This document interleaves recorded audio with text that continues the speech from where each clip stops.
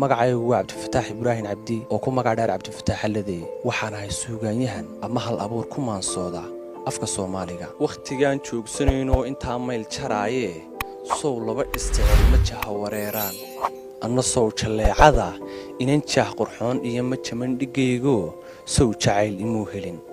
soo jirida caashaqa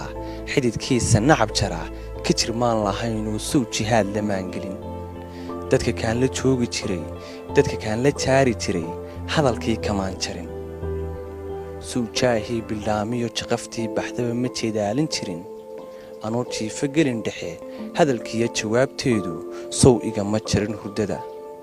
sow jiifta iyo uma qorin ja'daa sow jahooradaydana hadba uba xumaan jarin noloshu waa wada jiro ruux quri ma jihayn karee haddaan labadii isjecel farxadda isu jiibinayn miyay ka baxaan jikaarba miyay jili karaan jacaylba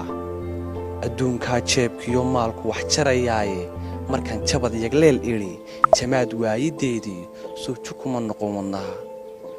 waayahaa laba kala jujuuba wakhtigaa laba kala jiheeya jar iyo ka tuuro buuro ilmada dhabankayga jeexday jibbiya kuma imanin qayro waxaan soo maray jadeerwac dhib iyo soo arkay jabkaa xusuus baan ku joogayoo jal iyo ii ahayd anfaaci waxbaa ii jiitay meel xidh baan dhex jibaaxayaa jir iyo roobbaa i hela haddana kama baxa jilaal